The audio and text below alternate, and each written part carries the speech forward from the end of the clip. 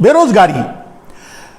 संजय श्रीवास्तव जी, बेरोजगारी एक ऐसा मुद्दा है कि बेरोजगारी पर नरेंद्र मोदी को सांस भी नहीं ले सकते। चुप तो छोड़िए, नरेंद्र मोदी मतलब सांस नहीं ले सकते। अगर वो बोलना शुरू करें और बेरोजगारी शब्द लेने के बाद वो सांस भी नहीं ले सकते। मतलब इतनी भी हिम्मत नहीं। बेरोजगारी का डेफिनेशन, बेरोजगारी की स्टेटस, बेरोजगारी का सिचुएशन, कुछ भी किसी भी बात पर नरेंद्र मोदी बोल नहीं सकते। बोल क्यों नहीं सकते? क्योंकि नरेंद्र मोदी, आज तो क्या, नरेंद्र मोदी कभी कोई रोजगार किसी को दे ही नहीं सकते, क्योंकि नरेंद्र मोदी तो रास्ता ही गलत है। उन्होंने जैसे अब समझिए, रोजगार कहां से देंगे? रोजगार कहां से देंगे, सवाल यह होता है। तो रोजगार फैक्ट्रियों से देंगे, कंपनियों से देंगे, जो सरकारी संस्थाएं हैं उनसे देंगे। तो फैक्ट्रियां, कंपनियां जो प्राइवेट थी पहले से थी, अब प्राइवेट कंपनियों में आदमियों की जरूरत नहीं रही। अब वहां टेक्नोलॉजी आ गई है, तो वो खुद भी छटनी कर दे रहे हैं। जब एक आदमी का 100 आदमी का, मतलब 2000 मजदूर का काम 2 आदमी कर लेंगे, तो वो 2000 को क्यों पालें? पूंजीवाद का तो यही मतलब होता है। तो अपना प्रॉफिट देखेंगे, वो किसी की नौकरी थोड़ी देखेंगे, किसी का पेट थोड़ी देखेंगे, तो वो निकाल देंगे। सरकार नौकरियां दे सकती थी शिक्षा में, स्वास्थ्य में, या भारतीय इंस्टीट्यूशन जो हैं, जैसे LIC हो, इंश्योरेंस था, BPCL था, एयर इंडिया थी, या जहां भी रेलवे था, सबसे ज्यादा ऑक्यूपाई कर सकते थे, सबसे ज्यादा लोगों को नौकरी दी जा सकती थी रेलवे में। लेकिन इन सभी जगहों को, इन सभी इंस्टीट्यूशन को नरेंद्र मोदी ने बेच दिया, तो देंगे कहां से नौकरी? कहने का अर्थ यह है कि नौकरी वो चाहे तो भी नहीं दे सकते, कभी नहीं दे सकते। नौकरी उनके हाथ में ही नहीं है, उनके बस में ही नहीं है। अब आप समझ गए होंगे मैं क्या कहना चाहता हूं। तो नौकरी पर बात करना, नौकरी पर नरेंद्र मोदी बात कर ही नहीं सकते। नौकरी क्या देंगे? नौकरी देने का सवाल ही नहीं उठता। नौकरी नरेंद्र मोदी देंगे कहां से? नौकरी देने का सवाल ही नहीं उठता। उनके पास खुद नौकरी नहीं है। नौकरी नरेंद्र मोदी देंगे कहां से? वो अपनी नौकरी बचाने के चक्कर में पूरे देश को अडानी अंबानी के हाथों में दे चुके हैं, तो वो नौकरी देंगे कहां से? अब सबसे बड़ा सवाल, अब इस सवाल का कहीं आपको जवाब नहीं मिलेगा। नरेंद्र भाई कभी भी, नरेंद्र भाई या भारतीय जनता पार्टी, ये कभी भी नौकरी वाले मुद्दे पर बात नहीं कर सकते। इनके पास बात करने के लिए कुछ भी नहीं है उस मसले पर।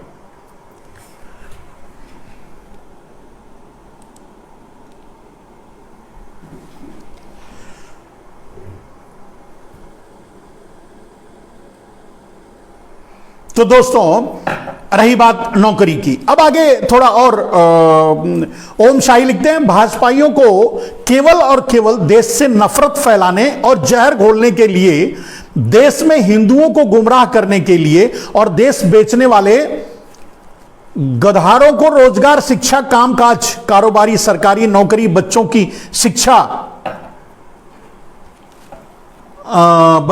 शिक्षा, जवानों को अमर ज्योति पर सम्मान, और जवानों का सम्मान करना चाहिए, लेकिन ये तो खुद गिर गए हैं, वगैरह वगैरह। आपने पूरी व्याख्या ही कर दी। मतलब भारतीय जनता पार्टी की रियलिटी को आपने जब अपने एक छोटे से सवाल में ही डाल दिया। ये बिल्कुल सही है मेरे दोस्त। भारतीय जनता पार्टी, मैंने कल कहा था कि वो जवान ज्योति की कदर कहां करेंगे। और खैर, नरेंद्र भाई को तो वैसे भी गुस्सा है। उनको गुस्सा इसलिए है कि कहीं गुज्जू भाइयों का नाम होता नहीं, क्योंकि गुज्जू भाई तो हमेशा मतलब देश बेचने में ही लगे रहे, और उनका अपना काम है, वो दलाली में लगे रहे। तो जब कहीं नाम इस तरह से या ऐतिहासिक रूप से कहीं नहीं आता, नहीं लिया जाता, तो उनको गुस्सा आता है। तो इसलिए वो ज्योति वगैरह, इंडिया गेट की जवान ज्योति बुझा इसलिए दिए क्योंकि वहां किसी उनके मेहुल भाई का नाम नहीं था। तो ये तो मैं कल बता दिया था आपको। दूसरा, एडवोकेट अखिलेश जी कहते हैं बहुत बढ़िया गुरु जी को सादर प्रणाम, धन्यवाद बंधु। आप जैसे लोग ही हरुण जी लिखते हैं, स्वामी जी संजीव भट्ट जैसे ईमानदार आईपीएस अधिकारी जो अभी जेल में हैं उनके लिए कुछ बोलिए। संजीव जैसे लोगों को जेल में रखना ही, जब वो जेल में रहेंगे तभी नरेंद्र भाई सत्ता में रह सकते हैं, क्योंकि उनके सारे राज संजीव भाई जानते हैं। मैं इस पर कई बार बोल चुका हूं कि एक संयोग नहीं था जो गोधरा में हुआ, वो एक संयोग नहीं था, वो नरेंद्र भाई का प्रयोग था। नरेंद्र भाई की राजनीति ही वहां से शुरू हुई है। नरेंद्र भाई की राजनीति ही हिंदुओं को जलाकर शुरू हुई है, जलवाकर शुरू हुई है। तो वहां, और फिर उसके बाद गुजरात में दंगा फैला करके हुई है। तो जब सारी कुछ प्लानिंग नरेंद्र भाई की थी, तो जो उसमें शामिल थे, उनके साथ सिपा सालार जो उसमें शामिल थे, जिन्होंने उस समय उनका सहयोग किया, विरोध करना चाहिए था उसी समय, नहीं किए। तो संजीव भाई जैसे लोग वही लोग हैं जो उस समय चुपचाप उनका सहयोग किए। बाद में अगर कहते हैं कि हम सबको बता देंगे, अगर उस समय विरोध किए होते तो नरेंद्र भाई कर ही नहीं पाते। नरेंद्र भाई मोदी ने आदेश दिया था कि लाल किले पर गोली चलाओ। ध्यान से सुनिए, नरेंद्र भाई ने कुछ किसानों को नरेंद्र मोदी ने खुद सेट करके और उनको रास्ता दे करके लाल किले तक पहुंचने दिया। उनकी प्लानिंग यह थी कि किसानों पर गोली चलाई जाए। आदेश उनका था कि किसानों पर गोली चलाओ, अधिकारियों को आदेश था। अधिकारियों ने गोली नहीं चलाई खुद, बल्कि खाई में कूद गए या जो भी हुआ, वहां जो परिस्थितियां बनी उन परिस्थितियों में अधिकारियों ने किसानों पर गोली नहीं चलाई। नरेंद्र मोदी की योजना फेल हो गई। तो अगर संजीव भाई जैसे लोग उसी समय तत्काल रूप से नरेंद्र मोदी के विरोध में खड़े हो जाते तो शायद उनकी कुर्सी भी नहीं बचती और वो इतना बड़ा अपराध कर भी नहीं पाते। लेकिन उस समय चुप रह गए, जाने अनजाने साथ दे दिया, तो बाद में उसका परिणाम यही हुआ कि उनको अब वो बाद में बाहर निकलकर दूसरों को बताएंगे, तो ना बता सके, इसके लिए उठाकर उन्हें जेल में डाल दिया। हर आदमी कहीं ना कहीं कुछ न कुछ गुनाह कर बैठता है, जाने अनजाने, और उसी गुनाह का परिणाम उसको बाद में भुगतना पड़ता है। आज भारतीय जनता पार्टी के साथ जो लोग खड़े हैं, चाहे जो भी हैं, वो अपने आप को नेता मानते हैं, बहुत बड़े, जो भी मानना है मान लें, लेकिन भारतीय जनता पार्टी, नरेंद्र मोदी देशद्रोह कर रहे हैं, देश के साथ जुल्म कर रहे हैं, देश से अन्याय कर रहे हैं। और इस अन्याय में जो शामिल हो रहे हैं जाने अनजाने, चाहे जैसे भी, अपने हितों को देखकर, हमको तो विधायक बनना है बन जाएं, हमको तो मंत्री पद चाहिए मिल जाए, अपने हितों को देख करके जो इतने बड़े अन्याय के साथ नरेंद्र मोदी के साथ खड़े हैं, उनको भी इसकी कीमत चुकानी पड़ेगी कभी ना कभी। दोस्तों आगे चलते हैं। झूठ ज्यादा दिन तक कायम नहीं रह सकता, सच्चाई हमेशा आती है, अखिलेश भाई लिखते हैं। बिल्कुल सही बात है, सच्चाई सामने आती है, सच्चाई सामने आना ही है एक दिन, लेकिन सच्चाई आते आते बहुत कुछ बिगड़ चुका। भारत में जब अंग्रेज आए, हम अगर और पीछे ना जाकर अंग्रेजों से ही शुरू करें, तो भारत में जब अंग्रेज आए, अंग्रेज भारत पर कब्जा करने लगे, उस समय लोगों को लगा कि ये अंग्रेज हमारी मदद करेंगे।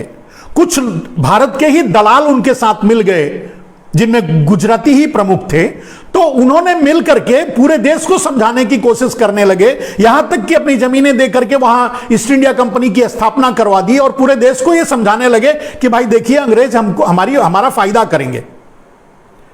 धीरे धीरे वही अंग्रेज पूरे देश पर राज करने लगे। कहने का अर्थ यह है कि यह समझने में भारत को 200 साल लग गया। 16वीं सदी के बाद से ही अंग्रेज भारत पर कब्जा करना शुरू, 1660 समथिंग से, तो 17वीं सदी 100-150 साल तक उन्होंने भारत पर कब्जा, उनका अत्याचार शुरू हुआ 17वीं सदी के बाद 18वीं सदी में। और भारत को यह समझने में कि ये हमारा ये मदद करने नहीं, हम पर अत्याचार करने के लिए आए हैं, हमको लूटने के लिए आए हैं, 200-250 साल लग गए। 1857 में जाकर के अंग्रेजों के खिलाफ क्रांति हुई थी। हम वो भारतीय हैं, हमें समझ में नहीं आता। और सच सामने आएगा, जब समझ में आएगा तब तक तो बहुत कुछ खत्म हो चुका होगा, बिगड़ चुका होगा। जैसे आज नरेंद्र मोदी कर रहे हैं, पूरा देश बेच रहे हैं, सब कुछ बेच रहे हैं, सब कुछ प्राइवेटाइजेशन कर रहे हैं। नरेंद्र मोदी तो 2-5 साल 10 साल जी करके चले जाएंगे, राज करके चले जाएंगे, जैसे भी चले जाएं, लेकिन उसके बाद ये देश पूरी 100-200 साल 1000 साल तक नरेंद्र मोदी के कर्मों की कीमत चुकाता रहेगा। आप कहां जाएंगे? आप जाएंगे मर करके नरेंद्र मोदी को ऊपर उनको उलाहना देने, उनसे पूछने कि तेरी गलती के नाते आज हम भुगत रहे हैं, ये देश गुलाम हो गया। कौन जाएगा पूछने के लिए? वो तो आज राज करके चले जाएंगे, वो तो BMW में घूमकर और क्या कहते हैं उसको, मर्सिडीज में घूमकर आनंद लेकर चले जाएंगे, 9 लाख सूट पहनकर आनंद लेकर ऐश करके चले जाएंगे। 22,000 के सेंट्रल विस्टा में एक दिन भी बैठ लिए तो बहुत है, तो बैठ करके चले जाएंगे। 8-8.5 करोड़ के हवाई जहाज में घूम रहे हैं, घूमकर चले, एक दिन तो वो चले जाएंगे। लेकिन इसकी कीमत जो देश चुकाएगा, जब देश को समझ में आएगा कि अरे रे रे रे रे नरेंद्र मोदी ने तो बहुत बड़ी गद्दारी कर दी, देश से बहुत बड़ा धोखा कर दिया, देश को इतनी बड़ी कीमत चुका, गुलाम हो गया देश। जब वो स्थिति आएगी, जब आपको समझ में आएगा, तब तक तो बहुत देर हो चुकी होगी। तब आप गुलामी झेलो। कान्हा भैया कहते हैं महंगाई बहुत बढ़ रही है बाबा जी। महंगाई मोदी से क्या मतलब है? महंगाई का मोदी तो चाहते हैं कि किसी को अन्न ही ना मिले। अब अगर अडानी, जैसे मैंने कहा कि अगर वो कॉन्ट्रैक्ट फार्मिंग अगर उनका सफल हो जाए, तो कॉन्ट्रैक्ट फार्मिंग के जरिए सारा अनाज अडानी अंबानी के गोडाउन में पहुंच जाएगा, तो अडानी अंबानी उस गोडाउन से अपने दुकान में बेचेंगे। तो जब अपनी दुकान में बेचेंगे तो 250 रुपया किलो बेचेंगे। मेरे दोस्त, इस साल आपको, मैं उत्तर प्रदेश का हूं, मैं भी खेतीहर हूं, खेती करता हूं, सरसों पूरे देश से सरसों अडानी ने गायब कर दिया। अब पहली बार अडानी ग्रुप ने पहली बार सरसों का तेल लॉन्च किया, मेरे ख्याल से फॉर्च्यून के नाम से आया है बाजार में, वो अडानी ग्रुप का ही है। तो सरसों का तेल लॉन्च किया, पूरा सरसों ही गायब कर दिया। सरसों गायब कर दिया, क्यों गायब कर दिया? क्योंकि वो उनका खाने वाला तेल जो पहले बेच रहे थे 250-300 रुपए लीटर बेच रहे थे, तो वो कम ना करना पड़े, इसके लिए सरसों गायब कर दिया। क्योंकि सरसों जब बाजार में रहता तो लोगों को 70 रुपया 80 रुपया लीटर तेल मिल जाता। तो सरसों गायब कर, पहले तो सरसों गायब कर दिया, उनका जो बाजार में तेल था उसी दाम पे बिकता रहा, दाम कम करना नहीं पड़ा। दूसरा फायदा यह हुआ कि उस सरसों के तेल को भी वो 200-250 रुपया लीटर बेच रहे हैं। अब कोई क्या कर लेगा? परिणाम तो सामने है, जो वो करना चाहते थे कर लिए। मोहम्मद भाई कहते हैं excellent view of the present. धन्यवाद बंधु। जॉनसन भाई फिर से लिखते हैं, बाबा पैसा तो फिजूल खर्ची में जा रहा है, भारतीय समाज के लिए क्या बचे? भारतीय समाज के लिए नरेंद्र मोदी को कुछ करना ही नहीं है। भारत के हर नागरिक के जेबों से 1-1 रुपया निकाल करके अडानी अंबानी को देना, यही उनका मिशन है। आपकी जेबों से 1-1 पैसा नरेंद्र मोदी निकालेंगे, निकाल रहे हैं, और निकालकर अडानी अंबानी को देंगे। यही उनका मिशन है, पूरा उनका विकास इसी पर निर्भर है, कोई दूसरा एजेंडा नहीं है। चलिए, अगर एक बात कहें, अगर देश चाहे, जैसे मान लीजिए अगर आप मुझसे सवाल करें तो फिर क्या करना चाहिए था नरेंद्र मोदी को जिससे कि लोगों को रोजगार मिलता, तो जो पहली बात तो जो इंस्टीट्यूशन बेच रहे हैं वो नहीं बेचना चाहिए था, लोगों को रोजगार मिलता। जैसे रेलवे में सबसे ज्यादा रोजगार मिलता, जब रेलवे बेच रहे हैं तो कहां से रोजगार मिलेगा? जहां रोजगार मिलना था वो सब बेच दिया नरेंद्र मोदी ने, तो रोजगार कहां से मिलेगा? लेकिन और भी जगह थी जहां से मिलता, जैसे हर ग्रामीण क्षेत्रों में हर 3 ग्राम पंचायत के अंदर अगर एक फैक्ट्री, एक उत्पादन इकाई लगाई जाए तो पूरे देश का एक भी बच्चा बेरोजगार नहीं रहेगा। पूरा देश विकसित होगा, विकास करेगा, पूरा देश आगे बढ़ेगा। लेकिन ऐसा करने से अडानी अंबानी को फायदा नहीं होगा। तो नरेंद्र मोदी का मकसद, क्योंकि बैंकों से उस प्रोजेक्ट पे भी पैसा लगाना पड़ेगा, तो नरेंद्र मोदी का तो मकसद है सिर्फ अडानी काम करें, अंबानी काम करें, दूसरे सबका बिजनेस खत्म हो जाए।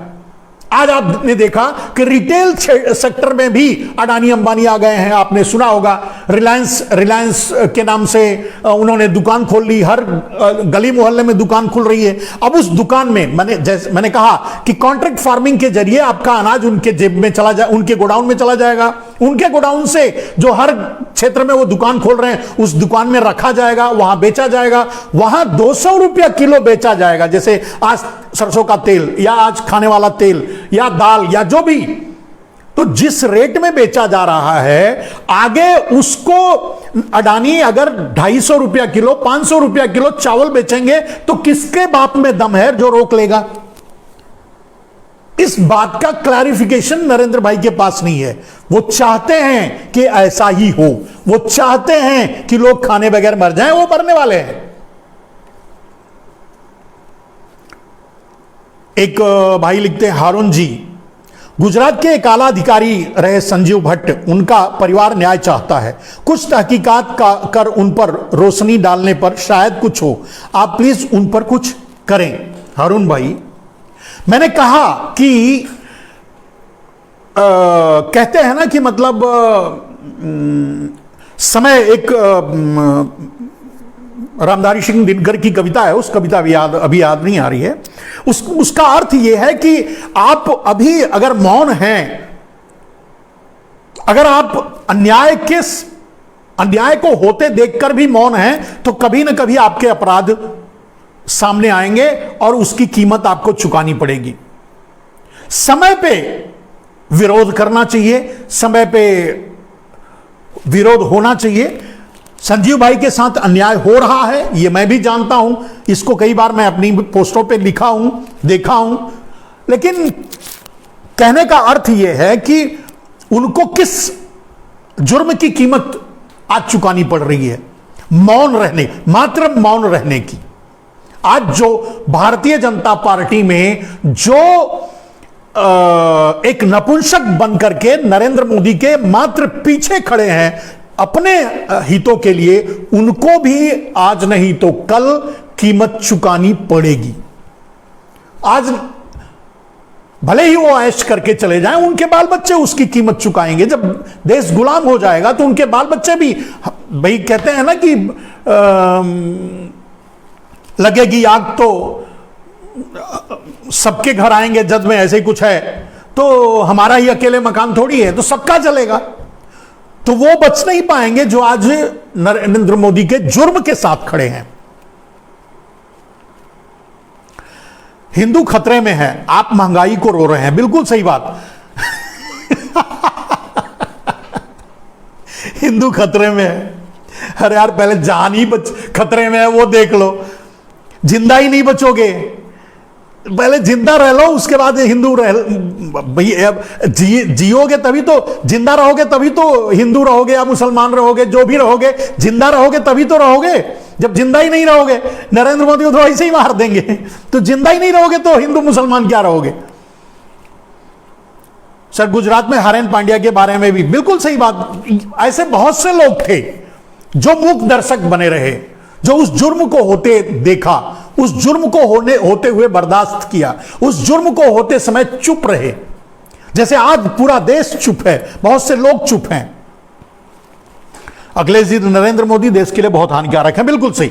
आज मैंने कहा था, आज मैंने जो लिखा था अपने टाइमलाइन पे यही कि देश के लिए खतरा मोदी और गोदी है, यानी गोदी मीडिया। अब मीडिया की बात पर मैं कुछ आप लोगों को बता दूं मेरे दोस्त, इतिहास इस बात का गवाह है कि मीडिया पर हमेशा आम आदमी का कब्जा नहीं रहा है, आम आदमी का वर्चस्व नहीं रहा है, सर्वहारा और मजदूर का वर्चस्व नहीं रहा है। सर्वहारा और मजदूर ने भी कभी कभी मीडिया बनने की कोशिश की है, छोटे छोटे पत्र निकाले हैं, छोटे छोटे पत्रिकाएं निकाली या आवाज उठाने की कोशिश की अपने अपने तरीके से। जैसे आज सोशल मीडिया के जरिए लोग विरोध कर रहे हैं जुर्म का, लेकिन क्योंकि सत्ता, जैसे अंग्रेज थे, आपको जानकर आश्चर्य होगा कि जितने भी भारत के पेपर थे, न्यूज़पेपर थे, पहले टीवी नहीं था, न्यूज़पेपर थे, सारे के सारे अंग्रेजों के साथ खड़े थे।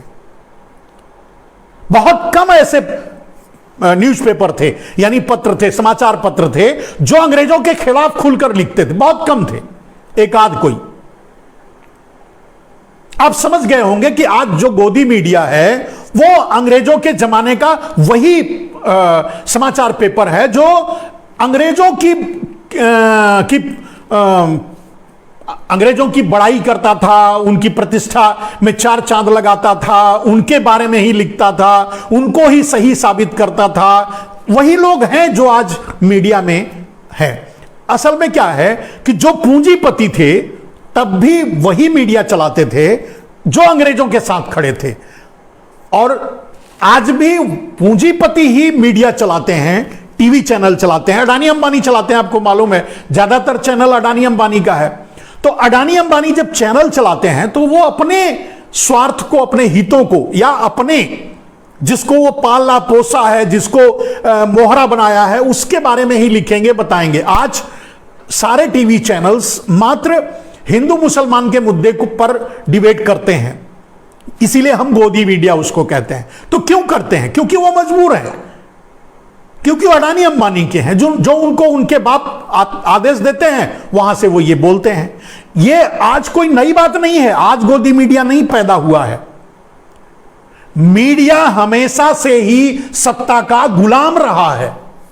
मीडिया, चाहे वो अंग्रेज रहे हो, चाहे मुगल रहे, मुगल के जमाने में पता नहीं न्यूज़पेपर या इस तरह के साधन थे या नहीं, मुझे नहीं मालूम, लेकिन अंग्रेजों के जमाने में थे, कुछ पत्र चला करते थे। मैंने इतिहास में देखा है, जितने भी मीडिया घराने थे, जितने भी समाचार पत्र चलाया करते थे, जितने भी पत्र पत्रिकाएं चलती थी, वो अंग्रेजों के बारे में ही लिखते थे, अंग्रेजों की प्रशंसा करते थे, लोगों को गलत साबित करते थे। अंग्रेज सामूहिक बलात्कार करते थे, अंग्रेज अत्याचार करते थे, अंग्रेज लोगों को मार मार के मार डालते थे। कभी उनका विरोध ये नहीं करते थे। जिन्हें आज आप गोदी मीडिया कहते हैं, तब भी ये अंग्रेजों के दलाल थे। मतलब आजिम कहने का अर्थ यह है मेरे दोस्त कि पूंजीपति तब भी मीडिया चलाता था, पूंजीपति आज भी मीडिया चलाता है। सोशल मीडिया हम जैसे लोगों के हाथ में है, जिसको चलाकर सच बात बोलने की कोशिश करते हैं। तो जो पूंजीपति द्वारा मीडिया चलाया जाता है, वो गोदी मीडिया अंग्रेजों के जमाने से, उससे पहले जब से मीडिया का जन्म हुआ है, तब से वो दलाली ही करता रहा है, आज भी दलाली कर रहा है। कुछ एक जरूर उसमें से लड़ते रहे हैं, जैसे अभी भी कुछ चैनल्स हैं, एक दो चैनल जो लड़ रहे हैं, एक दो पत्रकार हैं जो लड़ रहे हैं। कुछ पत्रकार तो बेचारे ऐसे हैं जो संस्थाओं में रहकर नहीं लड़ पाए, तो बाहर आ गए और बाहर आकर लड़ रहे हैं। अगर नाम से मैं कहूं तो अजीत अंजुम हैं, मैं जानता हूं वो पहले किस चैनल पे थे, क्या करते थे, क्या हालत हुई उनकी। तो अजीत अंजुम हैं, अविशार शर्मा हैं, और पुण्य प्रसून वाजपेयी हैं, सबको आप जानते होंगे। आज वो उन समाचार पत्रों से बाहर आकर के यूट्यूब और सोशल मीडिया के जरिए अपनी लड़ाई लड़ रहे हैं, क्योंकि उनको लड़ना था उनको। लेकिन जो पूंजीवादी गोदी मीडिया थी, उनका साथ नहीं दिया, इसीलिए उनको बाहर आना पड़ा। यही तब भी हुआ है, अंग्रेजों के जमाने में भी यही हुआ था। इसी तरह की लड़ाइयां हुई हैं, इसी तरह के जो जुझारू थे, जो लड़ना चाहते थे, वो बाहर आकर लड़ रहे थे। उनको फांसियां दी जा रही थी, उनको सूली पे लटकाया जा रहा था, उनको जान से मारा जा रहा था, कोड़े मारे जा रहे थे, सर फोड़े जो भी हो रहा था उनके साथ हो रहा था। तब भी अत्याचार हो रहा था जो आज हो रहा है। ये गोदी मीडिया कोई नया नहीं है जिसको आज गोदी मीडिया नाम दिया गया है। गोदी मीडिया कोई, मैं ये कहना चाहता हूं मेरे दोस्त कि ये गोदी मीडिया कोई नया नहीं है। ये अंग्रेजों के या उससे पहले जब भी मीडिया शब्द की उत्पत्ति हुई होगी, समाचार पत्र और या जो भी जब से चला होगा, तब से ये दलाल रहे हैं, आज भी दलाली कर रहे हैं। सब नहीं, एक दो तब भी लड़ते थे, एक दो आज भी लड़ रहे हैं। मैंने नाम बताया, वो साक्षी जोशी है, जो लड़ने वाले, साक्षी जोशी है, प्रज्ञा मिश्रा है, अजीत अंजुम है, अभिषाक शर्मा है, पुण्य प्रसून वाजपेयी, सब लड़ रहे हैं। लेकिन उनको उनके साथ, क्योंकि पूंजीपतियों के साथ मिलकर लड़ नहीं सकते थे, इसके लिए बाहर आना पड़ा, सोशल मीडिया में आना पड़ा, और उससे बढ़िया से लड़ रहे हैं, टक्कर भी दे रहे हैं मेरे दोस्त। कहने का अर्थ यह है कि ये दलाल तब भी थे, तब भी इनका ही वर्चस्व था। ये गोदी मीडिया ही अगर 250 साल अंग्रेज भारत पर राज कर सके तो उसके लिए जिम्मेदार ये गोदी मीडिया थी, और ये गोदी मीडिया तब भी थी। मैं यही बात, मेरा जो विजन था आज आपके सामने रखने का, वो यही था कि ये गोदी मीडिया आज की नहीं है, ये गोदी मीडिया, ये दलाल मीडिया तब की है जब अंग्रेज थे, या उससे पहले भी हो सकता है। तब कोई और मुद्दा था, किसी और तरीके से बरगलाते थे। क्या एक पत्रकार, यानी चाहे गोदी मीडिया में जितने भी अडानी अंबानी के जितने चैनल्स हैं, न्यूज 18 वगैरह वगैरह जितने भी चैनल्स हैं, उसमें बैठा पत्रकार, उसे पता नहीं है कि वो क्या कर रहा है, वो देश के साथ कितनी बड़ी गद्दारी कर रहा है, देश को हिंदू और मुसलमान के मुद्दे में उलझा करके देश से कितना बड़ा धोखा कर रहा है, कितना बड़ा देशद्रोह कर रहा है, उसे पता है। लेकिन वो उसमें खुश है क्योंकि उसमें शेयर ले रहा है, उसको हिस्सेदारी मिल रही है, उसकी नौकरी बची हुई है, वो सुख से है, वो आराम से है, वो नहीं लड़ेगा। ये वही गद्दार हैं जो अंग्रेजों के साथ खड़े थे, ये वही देशद्रोही हैं जो अंग्रेजों का साथ दे रहे थे, जो अंग्रेजों को 250 साल भारत पर राज करने में मदद करने वाले थे, वही आज गोदी मीडिया और मोदी जैसे नेताओं के नाम से जाने जाते हैं। और कुछ बातें हैं जिन पर सवाल करेंगे। कुछ भाई लिखते हैं, पहले अंग्रेजों ने देश लूटा था, अब दूसरे नंबर पर नरेंद्र मोदी ने देश लौटे हैं। नरेंद्र मोदी से देश बचाओ। बिल्कुल सही बात है। और इनके पूर्वजों ने हमेशा अंग्रेजों का साथ दिया था। आज नरेंद्र मोदी कोई नई बात नहीं कर रहे हैं। अगर नरेंद्र मोदी आज अमेरिका, चीन और विदेशी ताकतों के हाथों का खिलौना बने हैं, दलाली कर रहे हैं, देश बेच रहे हैं, जो भी कर रहे हैं, आज नरेंद्र मोदी जो कर रहे हैं, इनके पूर्वज यही करते थे। इनके पूर्वजों के कारण ही अंग्रेज इतने दिनों तक राज कर पाए भारत में। उसमें ये गोदी मीडिया, तब भी उन्हीं के हाथों में गोदी मीडिया रही होगी, हो सकता है। हारून भाई, रवीश कुमार के बाद अपनी बात बेबाकी से आप रख रहे हैं, आपका शुक्रिया। आपको सुनने वक्त लगता है, जो मैं बोल न सका, जो आम आदमी नहीं बोल सका, वो आप बोलते हैं। बिल्कुल सही मेरे दोस्त।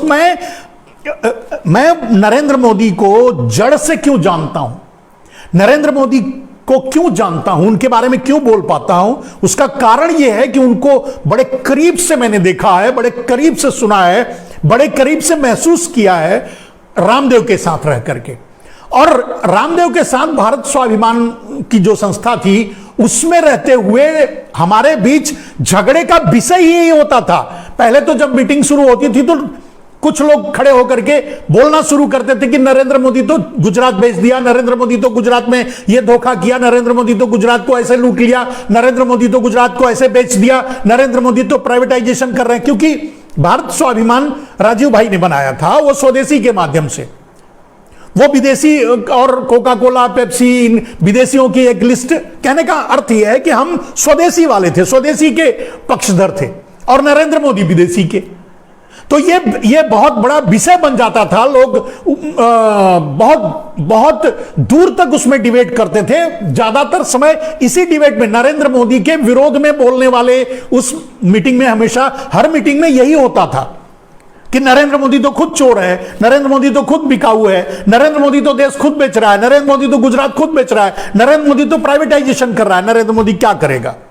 हम तो स्वदेशी की बात करते हैं, हम तो विदेशी कंपनियों को भगाने की बात करते हैं, हम तो काले धन को लाने की बात करते हैं, वगैरह वगैरह। यह विषय होता था। अंत में रामदेव नंगे होके खड़े हो जाते थे। वो कहते थे कि आप लोग चाहते हो कि पतंजलि पर बुलडोजर चल जाए, अगर कांग्रेस की सरकार बनी तो पतंजलि पर बुलडोजर चल जाएगा, ये कह करके पानी डाल देते थे। यही हर मीटिंग में होता था। रामदेव सबको शांत यही बात कह करके करते थे कि भाई अगर कांग्रेस आ गई फिर से सरकार सत्ता में तो पतंजलि पे बुलडोजर चला देगी। अब हमको यह पता नहीं था मेरे दोस्त कि पतंजलि तो बच जाएगी, पूरा देश बिक जाएगा। यही हुआ है। अब पतंजलि बच जाएगी, पूरा देश बिक जाएगा, यह पता नहीं था। और बाद में तो यह भी पता चला बाद में यह भी पता चल गया कि पूरी की पूरी पतंजलि ही नरेंद्र मोदी की है, उनकी बेनामी संपत्ति है, जिसका इस्तेमाल जैसे चाहे कर सकें, उसमें जो है उनको अपने तरीके से नचाते हैं। यह अलग बात है, तब हम नहीं जानते थे, अब समझ गए हैं बात को। कभी आपने रामदेव को फिर से काले धन की बात करते देखा, स्वदेशी की बात करते देखा। अब वो खुद भी मल्टीनेशनल बिजनेसमैन है, खुद भी मल्टीनेशनल कंपनी चलाते हैं, हर देशों में अपना सामान बेचते हैं। उनको क्या जरूरत है स्वदेशी और काले धन की के बारे में बोलने की? खैर छोड़िए, वो बात अलग है। आगे सर हरेन पांड्या के बारे में बहुत ज्यादा मेरा अध्ययन नहीं है, मैं जरूर इसका अध्ययन करके आपके इस बात का जवाब मैं जरूर कभी रखूंगा। बहुत बढ़िया गुरुजी, सादर प्रणाम, धन्यवाद। और करण सिंह लिखते हैं, भाई बहुत जल्द देश में गृह युद्ध होगा। हाँ, ये बिल्कुल सही है। गृह युद्ध के अलावा कुछ बचेगा नहीं, किसी के पास खाने के लिए नहीं रहेगा, खाना मांगने के लिए बाहर निकलेगा तो गोली चलेगी, गृह युद्ध होगा। होना ही वही है भाई। अब जितना कमाए हो, इससे पहले जो भी कमा धमा करके अपनी जेबों में रखे होगे, अगर वो खा जाओगे, जब वो नहीं रहेगा, वो भी खत्म हो जाएगा, तो खाना भोजन के लिए मांगने के लिए निकलोगे। भोजन किसी के पास रहेगा? सरकार का सब कुछ प्राइवेट के हाथों में चला जाएगा, अनाज गोडा अडानी अंबानी के हाथ में रहेगा। तो जो 5 किलो अनाज फ्री में नरेंद्र मोदी दे रहे हैं अभी किसी को गरीब कह करके उत्तर प्रदेश में, तब वो अनाज ही सरकार के पास नहीं रहेगी तो देंगे कहां से 5 किलो? तो 5 किलो क्या 5 ग्राम भी अनाज नहीं दे पाएंगे। जब नहीं दे पाएंगे, लोग भूखे मरेंगे तो रोड पर निकलेंगे, तब रोड पर निकलेंगे तो गोलियां चलेंगी तो गृह युद्ध होगा। होना तो वही है, फाइनल तो वही होना है। सत्या भाई कहते हैं, आपकी बात एकदम तक है, लेकिन हमारे देश के लोगों ने समान है, लोग ना समझ है, अच्छा कहना चाहते हैं, अभी उनको समझ में नहीं। बिल्कुल सही बात। बहुत भाई, हम कहते हैं अगर गिनती के गोरे, मतलब 100, 200, 500 समुद्री लुटेरे आकर भारत पे राज करके चले जाते हैं यार। हम अपनी बौद्धिक क्षमता का अंदाजा इसी से लगा सकते हैं कि भारत कितना बड़ा मूर्ख। अगर अंग्रेजों ने कहा कि भारत सपेरों का देश है, भारत मूर्खों का देश है, भारत गंवारों का देश है, अगर ये कहा तो सही कहा है, और वो हमने साबित किया है। हम समुद्री लुटेरों के गुलाम बनकर रहे हैं, तो हम सोचो हमारे पास कौन सी बौद्धिक क्षमता हमारे पास रही है, हम कितने बड़े बुद्धिमान रहे। आज सीधे सीधे देश बेचा जा रहा है। गांव में एक आदमी अगर अपनी प्रॉपर्टी बेचता है, अपना कोई जमीन बेच दे, तो लोग उसे हिकारत की नजर से देखते हैं, 10 बात सुनाते हैं, अपने दरवाजे पर चाय नहीं पूछते। नरेंद्र मोदी पूरा देश बेच रहे हैं और सब उनकी मोदी कर रहे हैं, उनके साथ खड़े हैं। कुछ तो ऐसे नामाकुल हैं जो ये कहते हैं कि नरेंद्र मोदी ही राष्ट्रवादी हैं, उनके साथ रहकर हम राष्ट्र बचा सकते हैं। बचा लो। तो भारत ऐसे मूर्खों का देश रहा है, अब उनके लिए क्या कहा जा सकता है मेरे दोस्त?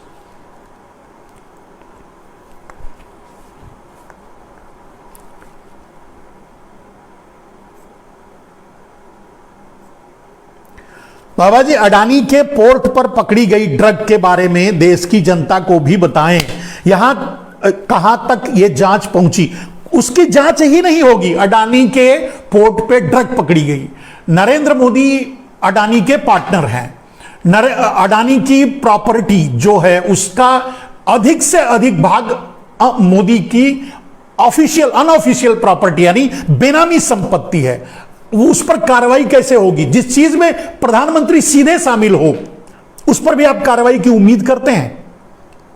देवेंद्र सिंह नाम का एक आतंकवादी पकड़ा गया था, उसको जमानत मिल गई, वो आराम कर रहा है, कहीं होगा, वो सरकारी आतंकवादी था। आप समझ सकते हैं कि किसी आतंकवाद जब कोई नरेंद्र मोदी के लिए काम कर रहा हो, चाहे आतंकवादी हो, चाहे चोर हो, चाहे ड्रग डीलर हो, उसके खिलाफ भी कोई कार्रवाई होगी। तो अडानी के पोर्ट पर ड्रग तो क्या कुछ भी हो सकता है, उसके लिए कोई कार्रवाई नहीं होगी। अरे भारत में हमारे 44 सीआरपीएफ के जवान मारे गए, उन जवानों की लाशों पर चढ़ करके मोदी सत्ता भी हासिल कर लिया, लेकिन उनकी जांच नहीं हुई, उनका कोई कुछ नहीं पता चला, कुछ भी नहीं हुआ।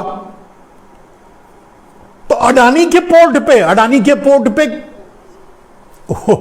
भाई जिसकी साझेदारी प्राइम मिनिस्टर से हो, जिसमें प्राइम मिनिस्टर साझीदार हो, प्रधानमंत्री साझीदार हो, उसमें जांच की उम्मीद आप और हम करो तो ये तो हम गलत हैं। हम उम्मीद ही नहीं, हम तो शुरू में ही जानते थे, जब वो बात सामने आई तभी जानते थे कि कुछ नहीं होना है। एक दो दिन मीडिया में रहेगा, गोदी मीडिया चलाएगा नहीं, हम लोग सोशल मीडिया में बात करके क्या उखाड़ लेंगे, वो फिर बंद हो जाएगा। कुछ नहीं होना है, कोई जांच नहीं होगी, कभी नहीं होगी, कभी सामने भी नहीं आएगा। अडानी जैसे लोग, अडानी अंबानी जैसे लोगों का धंधा यही है, ड्रग डीलिंग, वो यही काम करते हैं।